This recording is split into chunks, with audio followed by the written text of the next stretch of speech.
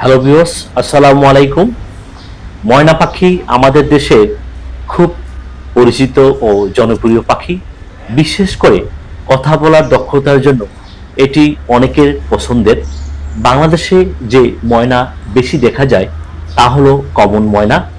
আর কথা বলার জন্য বিখ্যাত একটি প্রজাতি হলো হিল ময়না। ময়না আর ময়না তদন্ত এই দুইটি শব্দ জানার জন্য অধিক আগ্রহে আমি ইন্টারনেট ঘাটাঘাটি করে এই তথ্য পেয়েছি। ময়না আর ময়না তদন্ত দুটি শব্দের শুরু এক হলেও অর্থ একদম আলাদা। চলুন সহজভাবে আমরা বোঝার চেষ্টা করি। ময়না অর্থাৎ পাখি। ময়না হলো একটি পাখি। ময়না তদন্ত বা পোস্টমর্টম।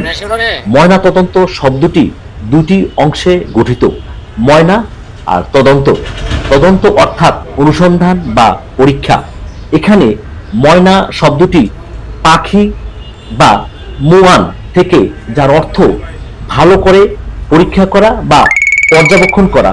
এটি এসেছে ফরাসি পার্সিয়ান শব্দ থেকে, অর্থাৎ ময়না তদন্ত ভালো করে পরীক্ষা করে তদন্ত করা, বিশেষ করে মৃত্যুর কারণ জানার জন্য মৃত্যু দেহ পরীক্ষা করা। তাহলে ময়না এবং ময়না তদন্ত এই দুইটার ভিতরে কোথায় আমরা মিল পাই? দুটি শব্দের উচ্চারণ একই রকম হলেও ময়না পাখি এসেছে একটি উৎস থেকে, আর ময়না তদন্ত এসেছে ফরাসি ভাষার ভিন্ন উৎস থেকে। যারা আজকের এই ভিডিওটা খুব মনোযোগ সহকারে দেখেছেন তারা ময়না এবং ময়না তদন্ত সম্পর্কে কিছুটা হলেও ধারণা লব্ধ হয়েছেন।